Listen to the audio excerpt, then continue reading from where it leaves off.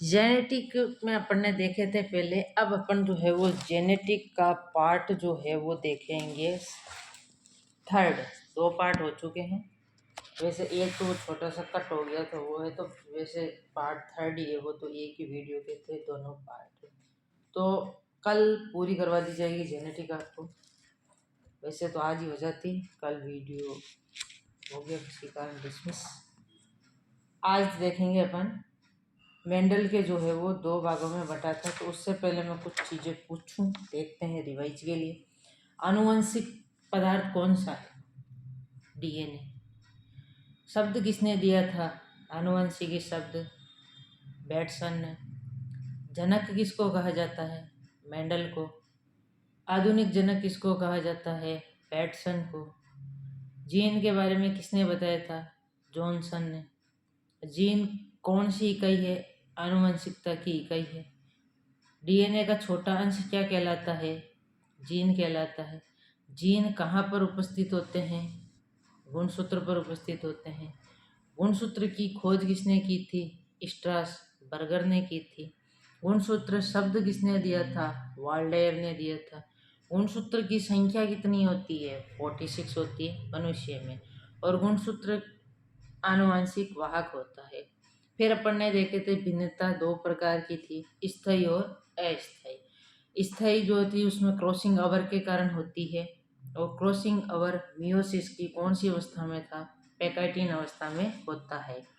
अस्थायी में जो है वो उत्परिवर्तन के कारण थी। ह्यूगो डिवरेज ने उत्परिवर्तन का सिद्धांत दिया था। हुग्यो क्या प्रेम रोग हो गया, तो किस पादप में दिया था? प्रिमरोज पादप में। और इसके बाद में उत्परिवर्तन के अनुसार कितने प्रतिशत उत्परिवर्तन लाभदायक होते हैं? 1 से 2%। क्रॉसिंग ओवर पैकाइटिन की मियोसिस अवस्था में था। विकिरणों का अध्ययन रेडियोलॉजी था। एक्स किरणों की खोज रॉनसन ने की थी। फादर ऑफ ह्यूमन जेनेटिक किसको कहा था? गैरेज, ह्यूमन गैरेज में रहता तो एक गेरोड ने। एक्टिनोबायोलॉजी का जनक किसको कहा जाता है? एक्टिव, मूल रूप से एक्टिव रोग, तो जनक Muller. Father father of experimental genetic कौन थे? TH Morgan. टीएच मॉर्गन ने किसमें किए थे? ड्रोसोफिला मक्खी पर। यहाँ पर इन्होंने टीएच मॉर्गन ने कौन सी थ्योरी दी थी? लिंकेज थ्योरी दी थी। गुणसूत्रों पर रेखीय व्यवस्था भी किसने दी थी? टीएच मॉर्गन ने। क्रॉसिंग ओवर और क्रॉस वंशागति किसने बताई थी? टीएच मॉर्गन ने। गुणसूत्रों पर जीन की रेखीय व्यवस्था, इसको रोबे क्रम कहा जाता है, किसने दिया था? टीएच मॉर्गन ने। मेंडल का जन्म का कहाँ हुआ था? ब्रूनर, ऑस्ट्रिया में 22 जुलाई 1822 में। पाइसम सेटाइम पादप पर किया था। पाथमो में संकरण किया था। मेंडल के बाद में जो मेंडल की मृत्यु किसके कारण हुई थी? ब्राइट रोग के कारण। ब्राइट रोग के कारण। मेंडल के बाद में कौन कौन आए थे? कोरेंस आया था, ह्यूगो डिवरेज आया था, पॉल वॉन शेरमैक आया था। कोरे मनी चाहिए थे तो जर्मनी से आए थे, मक्का पर प्रयोग किए थे। ह्यूगो डिवरेज जो थे वो हॉलैंड के थे, ऐसे ह्यूगो ऐसे हॉलैंड। क्या हो गया? तो प्रेम रोग, तो इवनिंग प्रेम रोज पादप।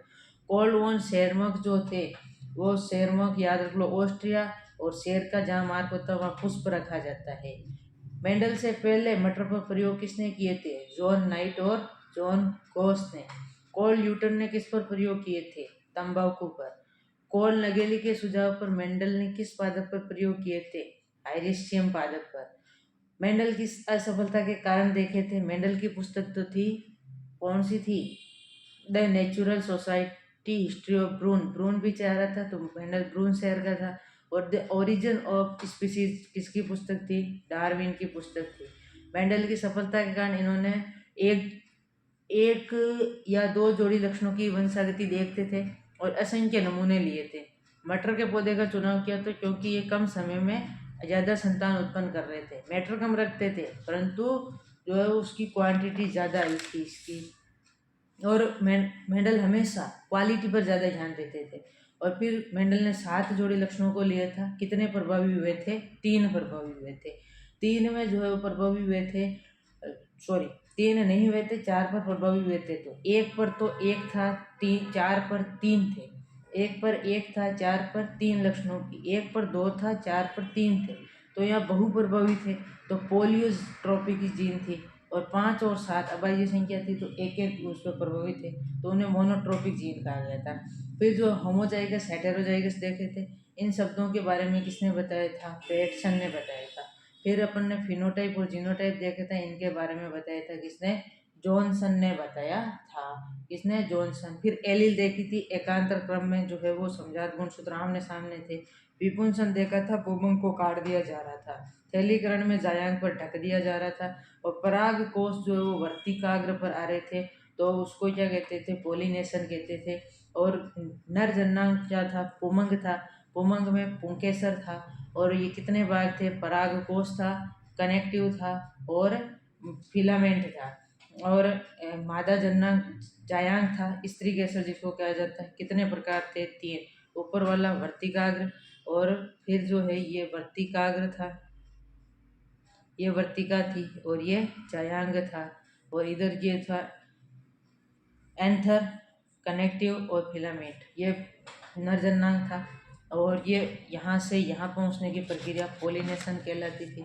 फिर एकल संकर संकरण देखा था, उसमें 1:2:1 और 3:1 ये अनुपात थे, और F1PD पर प्रयोग किए गए थे। और चेकल बोर्ड के बारे में सी पुन्नेट ने बताया था। फिर द्विसंकर संकरण देखा था, उसमें गोल जुरीदार हरे पीले बीज थे, गोल और पीले जो प्रभावी थे। और सेल्फ पोलिनेशन हुआ था, उसमें 9:3:3:1 और 1:1:4:1:1 इसके थे, ये बात की थी। और इन्होंने SB ब्रांचिंग की अनुपस्थिति के कारण ये झुरीदार होते हैं।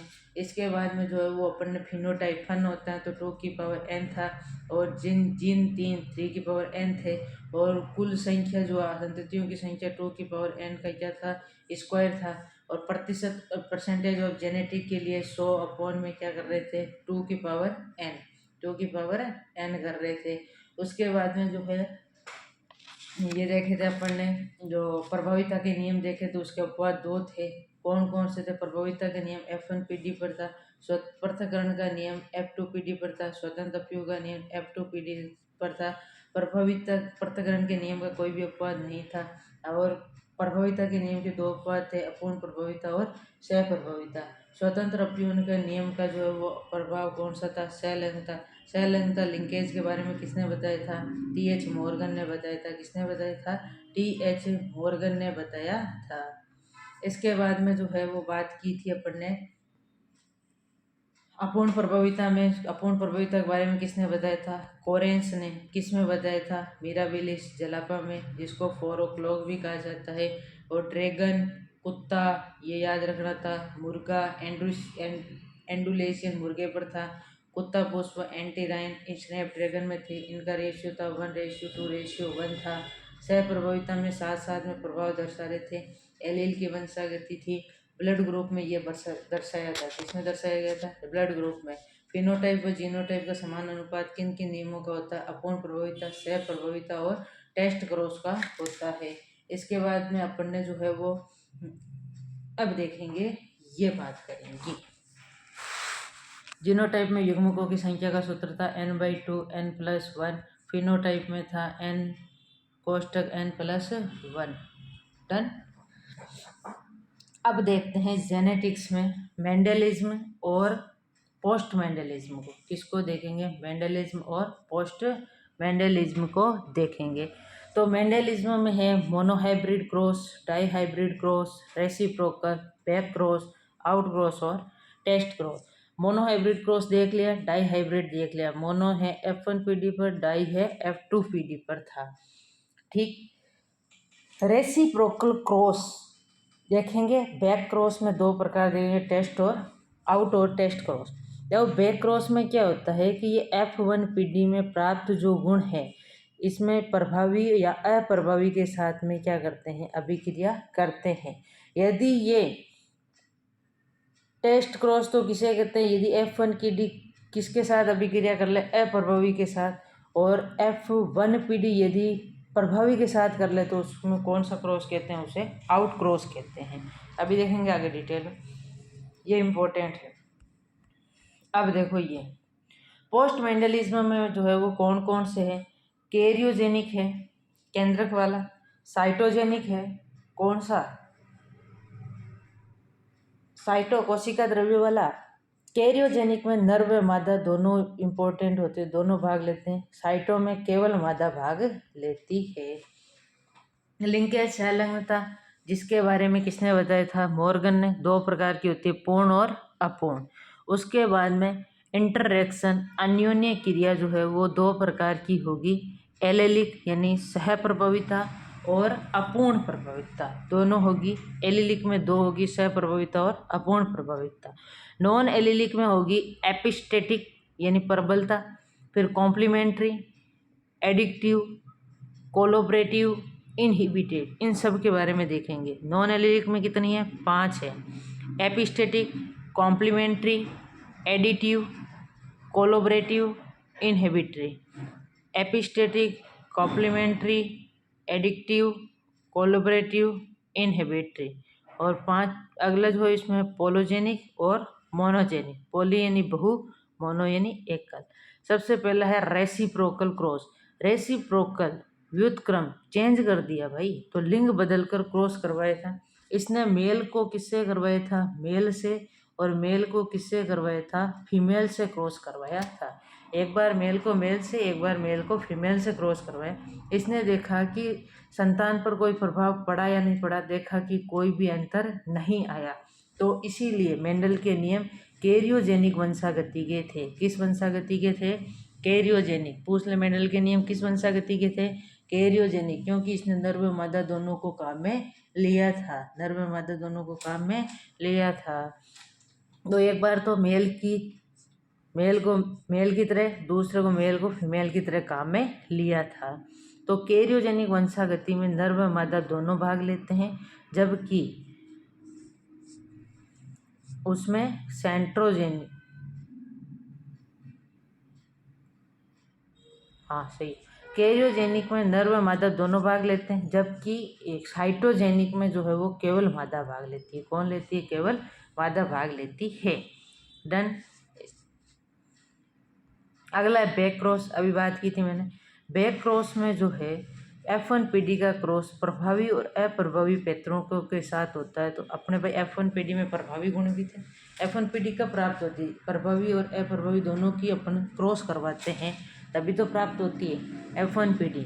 F1PD जब प्रभावी के साथ या अप्रभावी के साथ वापस अभिक्रिया करती है तो उसे कहा जाता है बैक क्रॉस, क्योंकि F1PD बैक में जा रही है भाई। यही तो था, ये है युग्मक, ये प्रभावी है और ये अप्रभावी। इनसे क्या प्राप्त हुई? F1PD। ये F1PD वापस इनके साथ एक बार या तो इसके साथ या इसके साथ अभिक्रिया करेगी तो इसको कहते हैं बैक क्रॉस, बैक में जा रही है। यदि F1PD प्रभावी के साथ अभिक्रिया करती है तो प्रभावी जो होता है, जिसका प्रभाव होता है बाहर जाता है और बाहर को आउट कहते हैं, तो आउट क्रॉस कहते हैं।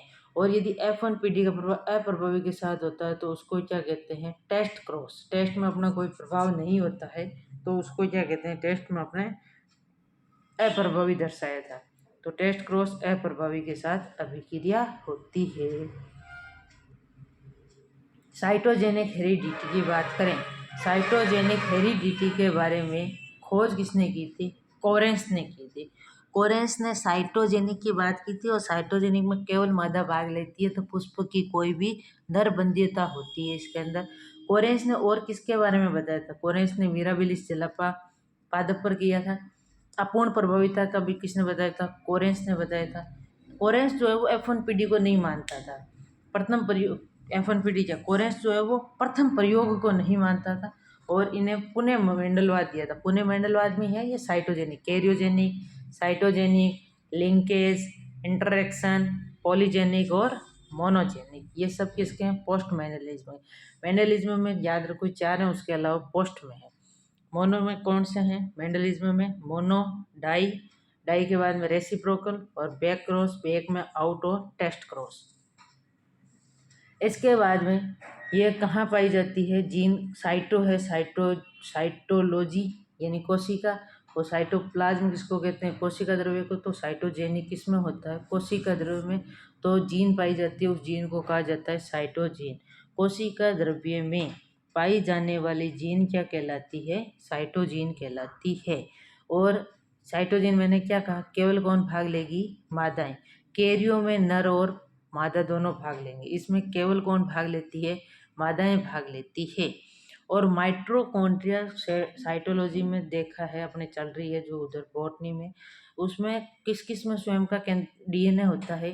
माइटोकॉन्ड्रिया और क्लोरोप्लास्ट में। ये साइटोप्लाज्म में क्या होता है? स्वयं का डीएनए होता है, इसीलिए इनको सेमी ऑटोनोमस पार्ट कहा जाता है। अब इसकी जो है वो एग्जाम्पल देखेंगे। एग्जाम्पल में देखेंगे यहाँ पर मिराबिलिस जलापा की बात की थी, साइटों में मिराबिलिस जलापा की कोरेंस ने बात की, तो मिराबिलिस पादप की शाखाओं का रंग देखेंगे। माताएं भाग ले रही है तो नरबंदी होगा। ड्रोसोफिला, सो से सिग्मा कणों की वंशागति। सिग्मा कण होते हैं वायरस के समान, क्या होते हैं? कण होते हैं। पैरों में गिर गया कप, तो पैरामीशियम में किन कणों की वंशागति होगी? कप्पा कणों की क्या होगी? वंशागति। कप्पा कण यदि पॉजिटिव है तो कप यदि पॉजिटिव मतलब कप वहाँ था ही था तो अपने पैर का क्या हो गया? किलर हो गया। यदि कप नहीं होता और ऐसे आभास होता है तो नॉन किलर। तो पैरामीशियम में कप्पा कणों की वंशागति पॉजिटिव है तो किलर स्ट्रेन, नेगेटिव है तो नॉन किलर स्ट्रेन। इसको कहा जाता है सीडोबैक्टर। ये कप्पा कण में कौन सा होता है? सीडोबैक्टर टीनियोस्पाइरेलिस। कप को सीधा रखो, कप को सीधा रखो, टेढ़ा ना रखो। तो सीधो से सीडोबैक्टर, टेढ़ा ना रखो, यानी टीनियोस्पाइरेलिस बैक्टीरिया है। इसके बाद में मक्का में आयोजेप लक्षण की वंशागति। मक्का में किसकी वंशागति होती है? आयोजेप लक्षण की वंशागति देखी गई है। आयोजेप में क्या होती है? हरी और पीली धारी बन जाती है। मक्का में आयोजेप, मक्का जेप में आयो, मक्का चेप में आयो। न्यूरोस्पोरा में पोकी की वंशागति। न्यूरोस्पोरा में किसकी वंशागति? पोकी की वंशागति, जिसको उत्परिवर्तित माइटोकॉन्ड्रिया कहते हैं। पोकी को क्या कहते हैं? उत्परिवर्तित माइटोकॉन्ड्रिया कहते हैं। बैक्टीरिया में प्लाज्मिड तथा एपिसोम की वंशागति होती है। बैक्टीरिया में किसकी वंशागति होती है? प्लाज्मोडियम और एपिसोम की, प्लाज्मिड और एपिसोम की। ये जो है इसके अंदर जो छोटे छोटे कणों के रूप में क्या है? प्लाज्मिड है, और अंदर मुख्य क्या होता है? डीएनए। तो एक बैक्टीरिया से दूसरे बैक्टीरिया में जाए तो एक बैक्टीरिया की प्लाज्मिड दूसरे बैक्टीरिया के, एक बैक्टीरिया की प्लाज्मिड दूसरे बैक्टीरिया की डीएनए में जाता है, तो इस प्रक्रिया को क्या कहते हैं? एपिसोम कहते हैं। तो साइटोजेनिक हेरेडिटी में अपन ने क्या देखा है? किसने दी थी? कोरेंस ने। किस पादप में? मिराबिलिस जलापा में। कहाँ होती है? कोशिका द्रव्य में। कोशिका द्रव्य में पाए जाने वाले जीन को क्या कहते हैं? साइटोजीन कहते हैं। को माइटोकॉन्ड्रिया और क्लोरोप्लास्ट में क्या होता है? स्वयं का डीएनए होता है। ये इसके एग्जाम्पल क्या क्या थे? किस में देखा था? मिराबिलिस जलापा में, तो मिराबिलिस जलापा की शाखाओं का रंग। इसके बाद में यहाँ पर ड्रोसोफिला की, ड्रोसो स्वयं से यहाँ पर कौन से हुए थे? सिग्मा कणों की। माताएं प्रभावित थी तो पादपों में नर की क्या थी? वंध्यता। इसके बाद में मक्का का आयोजेप, मक्का में आयोजेप की वंशागति। इसके बाद में यहाँ पर न्यूरोस्पोरा में पोकी की वंशागति, और बैक्टीरिया में प्लाज्मिड और एपिसोम की वंशागति। एपिसोम एक बैक्टीरिया का प्लाज्मिड दूसरे बैक्टीरिया की मुख्य डीएनए में प्रवेश करता है, वो एपिसोम कहलाती है। और पैरामीशियम में, पैरों में क्या पड़ा था? कप। कप से यहाँ पर यदि कप पॉजिटिव है और कप नेगेटिव। पॉजिटिव यदि कप है तो पैर में क्या हो गया? किलर, और नहीं है तो नॉन किलर। कपों में बैक्टीरिया कौन सा होता है? कप को सही रखो, सही सीधा रखो, तो सीडोबैक्टर और टीनोस्पाइरेलिस बैक्टीरिया है। और ये सिग्मा कण जो थे ड्रोसोफिला में, सिग्मा कण वो किसके समान होते हैं? वायरस के समान कण होते हैं। इसके बाद में आती है सहलग्नता।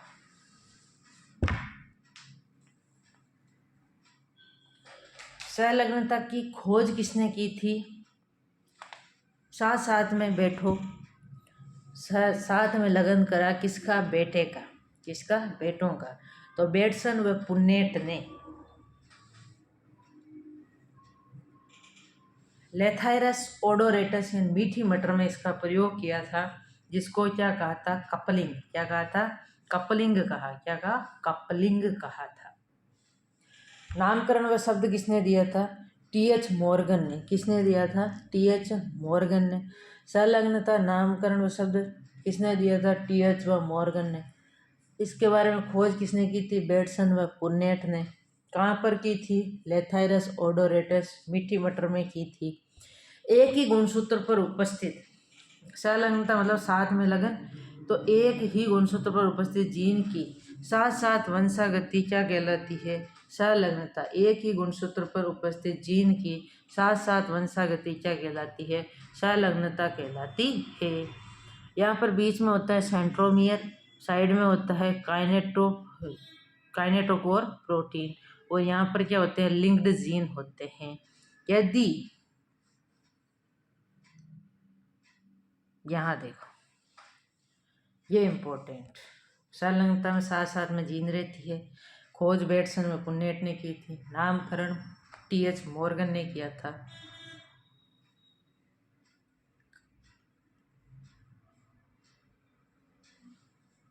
किस में किया था? लेथाइरिस ओडोरेटस इन मीठी मटर में किया था, जिन्होंने क्या कहा गया था?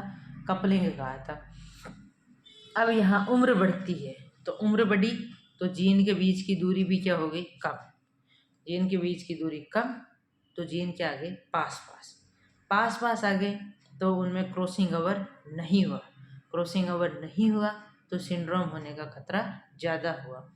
तो क्रोमोसोम पर जीन के बीच की दूरी उम्र बढ़ने के साथ साथ कम होती है।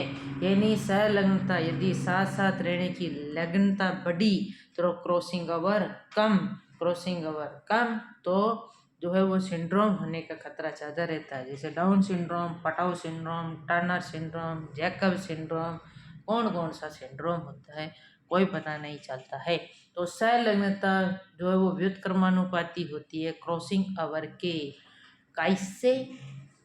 मेल और फीमेल जो है, यदि मेल का छोटा सा अंश जो है, ये मेल का छोटा सा अंश यदि फीमेल पर चला जाए, ये रहा, और फीमेल का छोटा सा अंश मेल पर चला जाए, तो इससे अलग संतान पैदा होती है जो माता पिता के समान नहीं होती है। डन।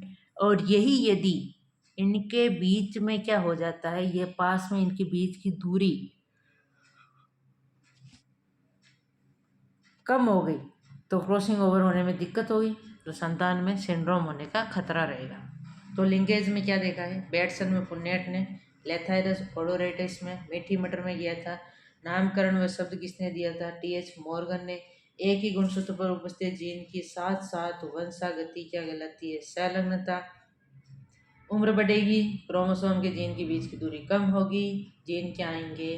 पास पास, तो क्रॉसिंग ओवर कम होगा, सिंड्रोम होने का खतरा रहेगा। टी.एच. मॉर्गन ने कहा कि संलग्नता अधिकतम 50% ही होती है। कितने परसेंट होती है? 50% होती है। तो अब जो है वो जीन मैपिंग भी देखेंगे। क्या देखेंगे? Gene mapping. चलो भाई,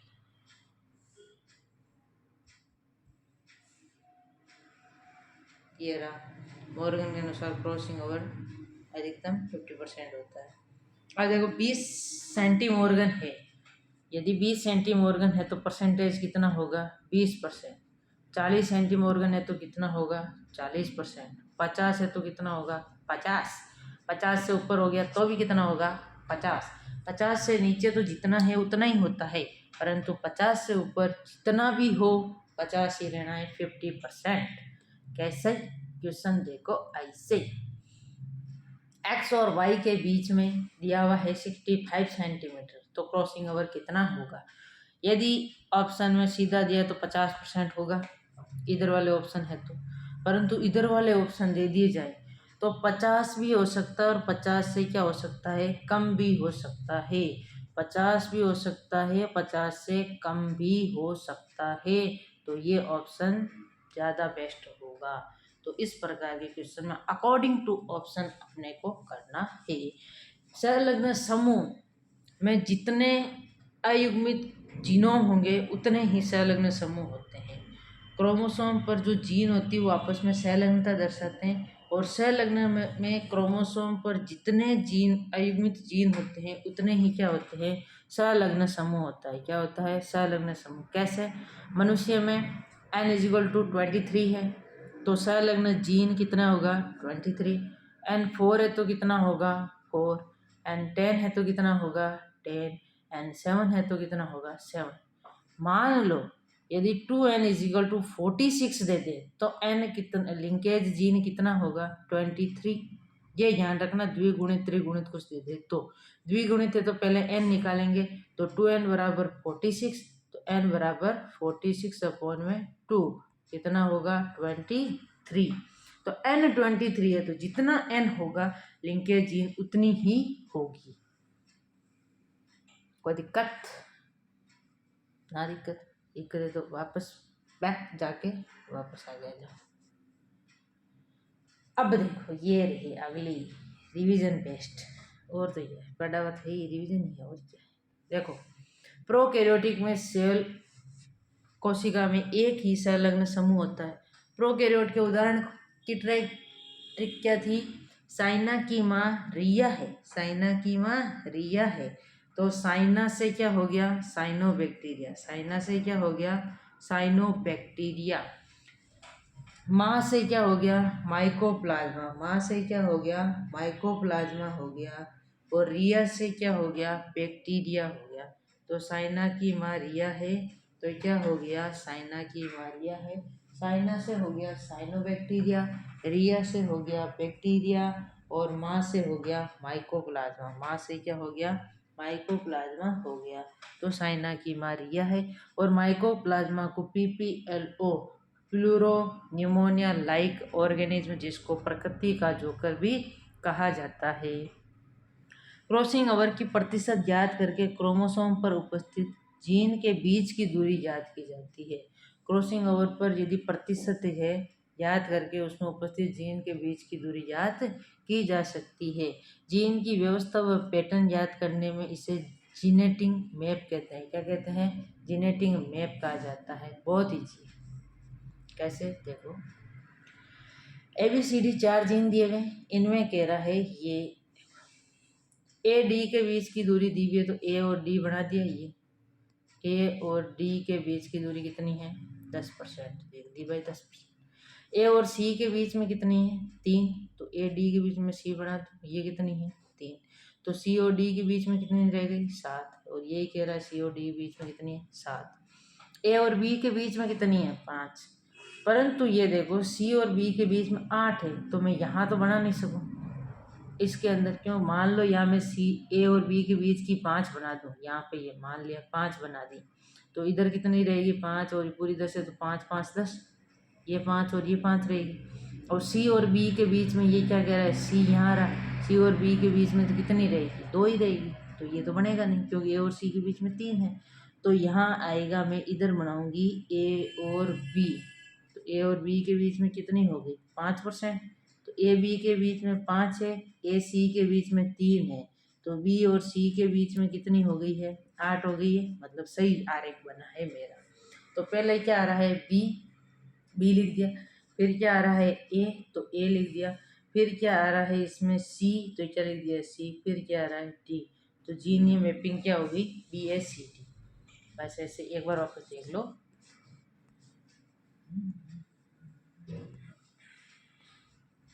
ये रहा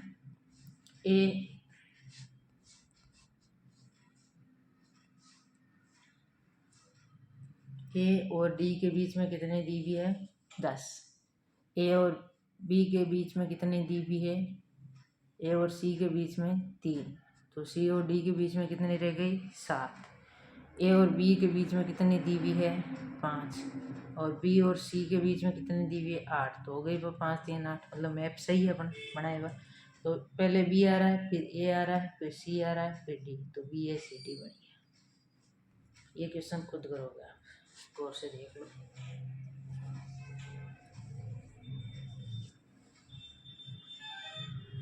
स्क्रीनशॉट ले लो, चलते हैं आगे। लिंकेज के प्रकार तो दो थे, पूर्ण और अपूर्ण। पूर्ण में तो क्या होगा क्रॉसिंग ओवर होता ही नहीं है, पूर्ण में क्या होता है क्रॉसिंग ओवर जो है वो होता ही नहीं है। जैसे थे वैसे ही बन जाते हैं।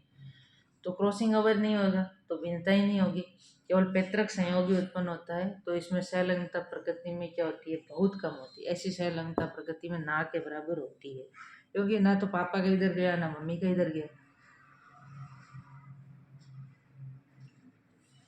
अब देखो अपूर्ण में क्या है, वही पापा का टुकड़ा मम्मी के पास में गया यहाँ और मम्मी वाला टुकड़ा पापा के पास में, तो क्रॉसिंग ओवर हुआ, तो इसे अपूर्ण कहते हैं। और ये संलग्नता प्रकृति में सर्वाधिक देखी जाती है।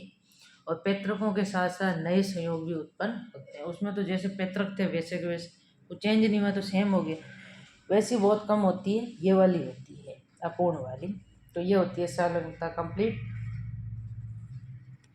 एक्स लिंकेज की बात कर, एक्स क्या सेक्स लिंकेज की। सेक्स लिंकेज में सेक्स में दो ही गुणसूत्र होते हैं, एक्स और वाई होते हैं। क्या होते हैं, एक्स और वाई संलग्नता होती है। तो एक्स में तो एक्स जो देखो मादा का गुणसूत्र क्या एक्स एक्स और पुरुष का क्या एक्स वाई। तो एक्स मादा में भी एक्स नर में भी। तो एक्स गुणसूत्र पर यह एक्स गुणसूत्र पर उपस्थित जीन द्वारा होती है, और ये एक्स जो होता है वो नर व मादा दोनों में भाग लेता है। वाई जो है केवल नर में होता है, तो वाई संलग्नता किसमें पाई जाती है, नर में होती है। ये एक्स वाली कितनी होती है 105 होती है, और ये कितनी होती है 17 होती है। इन 17 जीन को क्या कहते हैं अपन, होलोंड्रिक जीन। जो वाई पर उपस्थित होते हैं उनको कहते हैं होलोंड्रिक जीन। क्या कहते हैं, होलोंड्रिक जीन। उदाहरण देखो, ये हीमोफीलिया, वर्णांतता, शरीर पर बालों की एब्सेंस, जुवेलाइन मस्कुलर डिस्ट्रोफी, भेंगापन, अफेक्टिव इनेमल हाइपोप्लाजिया और स्यूडो रिकेट्स। हीमोफीलिया, वर्णांधता, शरीर पर बालों की एब्सेंस, जुवेलाइन मस्कुलर डिस्ट्रोफी और भेंगापन, ये अप्रभावी होते हैं। कैसे होते हैं, अप्रभावी। हेमोफीलिया, वर्णांधता, शरीर पर बालों की एब्सेंस, जुवेलाइन मस्कुलर डिस्ट्रोफी और भेंगापन, नाइस्टेगमस जो होता है निस्टेगमस अप्रभावी होते हैं, और ये एक्स संलग्न होते हैं। उदाहरण पूछे जाते हैं एक्स संलग्न है या वाई संलग्न है। प्रभावी में कौन सा होता है, दांतों का पीलापन यदि आप में है तो अगली पीढ़ी में भी प्रभावी होगा। और स्यूडो रिकेट्स, रिकेट्स हड्डियों से संबंधित है, तो ये देखेंगे अपन 1 बाय 1। वाई संलग्न जीन में कौन भाग लेते हैं, मेल भाग लेते हैं। और पुरुषों के कानों पर बाल होते हैं, उसको क्या कहा जाता है, हाइपरट्रिकोसिस। कान बाल पर टिक गए, कान बाल पर टिक गए। और पुरुष हाइपर होता है तो कान खड़े हो जाते हैं, और कान पर क्या लगा देते हैं, टिक, बाल टिक लगा देते हैं। तो कानों पर बालों की उपस्थिति घने बाल क्या कहलाती है, हाइपरट्रिकोसिस। और इसमें जीन कौन सी होती है, TDF gene, testis determining factor. Testis determining factor यह नर में वाई गुणसूत्र के SRY क्षेत्र में पाई जाती है, जो क्या करती है, लिंग निर्धारण। यह नर में वाई गुणसूत्र के SRY क्षेत्र में पाई जाती है, तो जो क्या करती है, लिंग निर्धारण करती है। नर में कहाँ पाई जाती है, वाई गुणसूत्र के किस क्षेत्र में, SRY क्षेत्र में। कौन पाई जाती है, TDF जीन पाई जाती है। तो यह है एक्स संलग्नता और वाई संलग्नता। एक्स संलग्नता के एग्जाम्पल हेमोफीलिया, वर्णांतता, शरीर पर बालों की एब्सेंस, जुवेलाइन मस्कुलर ट्रॉफी, भेंगापन, affective enamel hypoplasia, pseudo rickets. और वहाँ काने पर बालों की घनी हाइपरट्रेकोपिया, TDF gene, testis determining factor, ये वाई गुणसूत्र के SRY क्षेत्र में पाई जाती है, जो लिंग निर्धारण करती है। अगली बात आती है पहला रोग एक्स का, हीमोफीलिया। हीमोफीलिया को कहा जाता है रॉयल डिजीज, जिसको कहा जाता है ब्लीडर डिजीज। क्योंकि हीमोफीलिया, हीमोग्लोबिन कहाँ पाया जाता है, रक्त में, और रक्त को कहते हैं ब्लड, तो इसीलिए इसको क्या कहा जाता है, ब्लीडर डिजीज कहा जाता है। इसका एग्जाम्पल किसमें था, एक्स संलग्न में था। और एक्स संलग्न में ये कैसी जीन थी, अप्रभावी। कैसी थी, अप्रभावी घातक जीन थी। और इस रोग में क्या होती है, चोट लगने पर थक्का नहीं बनता है, क्योंकि ब्लड क्लोटिंग का जो फैक्टर का निर्माण करने वाले जीन में क्या हो जाता है, उत्परिवर्तन हो जाता है। सामान्य ब्लीडिंग टाइम होती है 2 to 3 मिनट होती है, 2 से 3 मिनट होती है, जबकि क्लोटिंग टाइम होता है 6 to 8 मिनट, 6 से 8 मिनट होता है। ब्लड की बात आएगी ये तो ब्लड अपन बाद में वहीं पढ़ेंगे। मैं कुछ बात बता दूं, ब्लड की पीएच कितनी होती है, 7.4। रक्त है तो 7 है, रक्त है तो 7 है, 7 से क्या हो गया 7.4, 7.4 है तो प्रकृति कैसी होती है, क्षारीय। रक्त को जमने से रोकने वाली प्रोटीन कौन सी है, रक्त को जमने से रोकती है हिपेरिन प्रोटीन। कौन सी रोकती है, हिपेरिन प्रोटीन रोकती है। जबकि रक्त को जमने से अंदर, रक्त के अंदर पाई जाती है। और रक्त का थक्का यानी क्लोटिंग जो 6 से 8 मिनट में हो रही, ब्लीडिंग तो 2 से 3 मिनट होती है और थक्का 6 से 8 मिनट में बनता है। तो ये जो थक्का बना है 6 से 8 मिनट में, ये रक्त का थक्का बनाने वाली प्रोटीन कौन सी है, तो ये प्रोटीन है प्रोथ्रोम्बिन। और कौन सी है, फाइब्रिनोजन।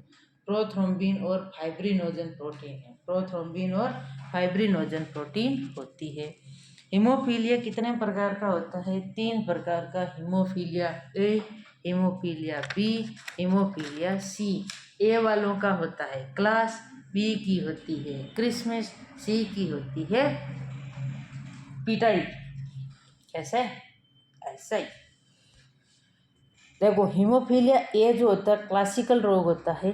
कैसा होता है, ए क्लास में पढ़ूंगा तो क्लासिकल रोग भी कहते हैं। फैक्टर याद रखना 8, 9, 11, 8, 9, 11। 8 होता है ए में, 9 होता है बी में और सी में होता है 11। तो फैक्टर, क्लोटिंग फैक्टर 8 की एब्सेंस से ए रोग होता है हीमोफीलिया, और 9 की उपस्थिति से बी होता है, और कमी से सी रोग होता है, 11 की कमी से। तो ए को कहा जाता है AHC, क्या कहा जाता है, AHC। 2 को कहा जाता है PTC और 3 को कहा जाता है पिटाई, PTA। AHC को कहते हैं anti haemophilic globin, anti haemophilic globin. और इसको PTC को कहा जाता है plasma thromboplastin component, plasma thromboplastin component, plasma thromboplastin component. PTA को कहा जाता है plasma thromboplastin antecedent, plasma thromboplastin antecedent कहा जाता है। तो क्रिसमस फैक्टर पूछा गया है, क्रिसमस होता है, बीबी मनाती है क्रिसमस, बीबी मनाती है क्रिसमस। तो क्रिसमस रोग फैक्टर भी पूछा जाता है और ये क्लोटिंग फैक्टर भी पूछा जाता है। तो क्लोटिंग फैक्टर तो 9 है, और क्रिसमस फैक्टर या PTS क्रिसमस रोग है हीमोफीलिया बी। ये होता है हीमोफीलिया कंप्लीट। अब क्वेश्चन यहाँ ये देखो, ये 3 अपने को ध्यान रखने हैं, इसके आधार पर क्वेश्चन और जो आंसर पूछे वो बताना होता है। कैसे, रोगी मादा है तो मादा का जीन होता है XX, रोगी होगी तो हीमोफीलिया का H होता है तो दोनों पर H होगा। वाहक होगी तो केवल एक पर H होगा, और रोगी नर होगा तो नर का XY गुणसूत्र होता है। और ये X संलग्न जीन था तो केवल X पर ही उपस्थित होता है, Y पर नहीं होता। तो रोगी नर, वाहक मादा, रोगी मादा। रोगी मादा होते ही भ्रूणावस्था में मृत्यु हो जाती है। अब क्वेश्चन देखो, कह रहा है कि हीमोफीलिया वाहक की, हीमोफीलिया वाहक मादा, तो वाहक मादा क्या होगी, हीमोफीलिया वाहक मादा की शादी सामान्य नर के साथ कराई है, तो वाहक मादा क्या हो गई, XX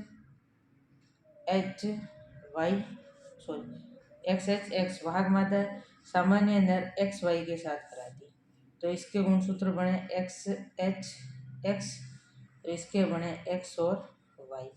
पहले ये इन दोनों के साथ क्रॉस करेगा तो ये लो XHX बन गया, फिर ये XHY का बनेगा तो XHY बन गया, फिर ये X इस X के साथ अभिक्रिया करेगा तो XX बन गया, फिर ये X इसके साथ अभिक्रिया करेगा तो XY बन गया। तो पूछा है क्वेश्चन में प्रतिशत संतान रोगी, जब भी संतान की बात की जाए तो पुरुष और मादा दोनों में देखा जाएगा। संतान रोगी कौन कौन सी है, वाहक है, ये रोगी और जो एक ही रोगी है तो 25% रोगी, कितनी है 25%, क्योंकि 4 पूरी है और एक रोगी है। कितनी रोगी, एक, कितने में से 4 में से, प्रतिशत के लिए 100, कितना आ गया 25%। पूछा है प्रतिशत लड़का रोगी, मतलब केवल लड़कों में देखा जाएगा। पहले लड़के कितने हैं, एक और 2 लड़के हैं, 2 लड़के हैं, 100% लड़कों में से कितना है, एक ही रोगी है। तो 2 लड़के हैं और उसमें से एक रोगी है तो कितने रोगी हो गए, 50% हो गए। वाहक मादा देखो, वाहक मादा एक ही है तो 25%। लड़की रोगी, कोई लड़की रोगी दिख रही है क्या इसमें, ये नर सामान्य रोगी नहीं दिख रही तो 0%। रोगी लड़की पैदा ही नहीं होती है क्योंकि उसकी तो भ्रूणावस्था में मृत्यु हो जाती है। Done done done done. ये क्वेश्चन करोगी खुद साइड, देख लो इसको, स्क्रीनशॉट ले लो। आगे पीडीएफ नीचे पिन किया जाएगा, टेलीग्राम लिंक वहाँ मिलेगा।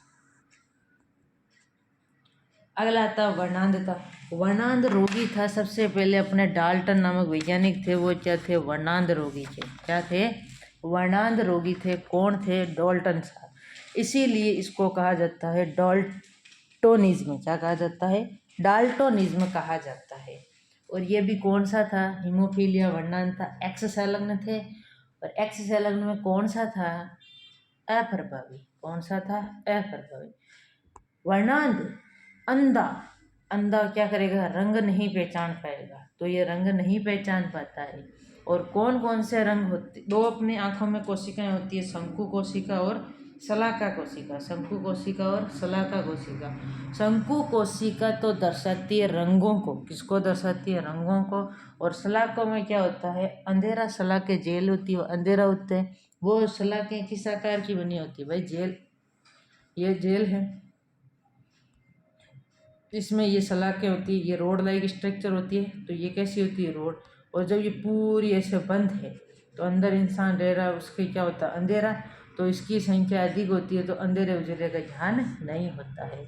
और रोड है तो रोडोप्सिन वर्णक होता है। शंकु की संख्या कम है तो शंकु में आयोडोप्सिन वर्णक होता है, रंगों को ज्ञान कराती है, किसका, रंगों का ज्ञान। प्राथमिक रंग कौन से होते हैं, हनीला, है यानी हरा, नी यानी नीला, ला यानी लाल। इन रंगों में भेद नहीं कर सकता। और यदि ऑप्शन में इन इन तीनों में से जोड़े बने आते हैं तो सबसे अपने को इम्पोर्टेंस देनी है हरे और लाल को देनी है। एक कार्ड होता है इशिहेरा कार्ड, जो अपने मेडिकल में जांच करते हैं वो कार्ड होता है, उसे कहते हैं इशिहेरा कार्ड कहते हैं। ये इशिहेरा कार्ड जो है, यदि अपने को लाल रंग नहीं दिखाई देता है तो उसका कुछ नाम होता है, ग्रीन नहीं दिखाई देता तो उसका, इन तीनों के नाम होते हैं।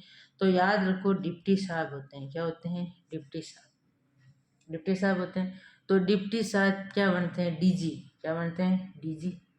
डीजी पर टीबी, डीजी पर टीबी, याद क्या रखो, डीजी पर टीबी। डी यानी, देखो ये तो कलर है ग्रीन, रेड और ब्लू।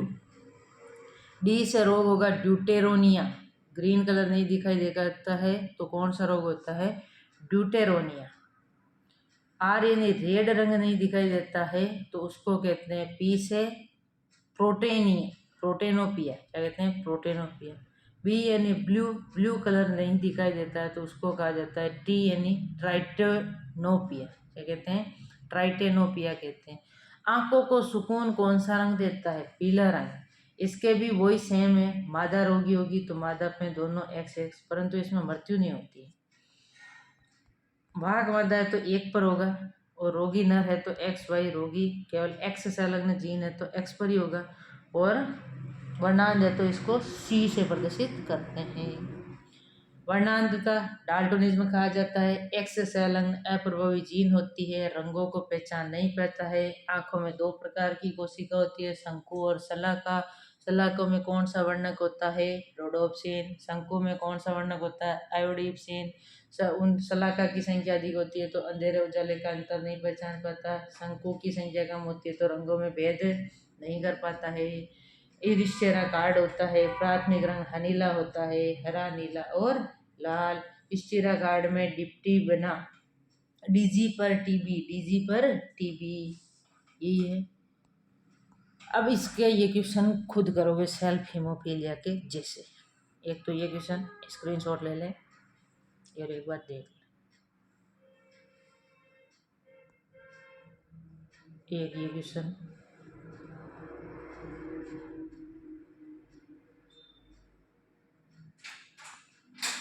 अगला है लिंग सीमित लक्षण। कौन सा है? लिंग सीमित लक्षण। लिंग सीमित लक्षण में क्या होता है? लिंग सीमित, इन लक्षणों की जीन जो है वह नर व मादा दोनों के समजात गुणसूत्र पर पाई जाती है, लेकिन इस जनक का लक्षण जो है वो एक ही लिंग में सीमित रहता है। यानी दाढ़ी मूछों की जीन, दाढ़ी मूछ पुरुषों में आती है तो सीमित है लिंग जीन, तो लिंग जीन क्या है? सीमित है। नर की नर में होगी, मादा की मादा में होगी। दूध निष्कासन की जीन किस में होती है? मादा में, तो सीमित है। तो नर की नर में, मादा की मादा में। लिंग प्रभाविकता जीन, जिसका प्रभाव होगा उसी में अपना प्रभाव दर्शाएगा। ये मेल और फीमेल दोनों में समान लक्षण प्रकट करती है, क्योंकि ये क्या होती है? ऑटोसोम समयुग्मजी होती है।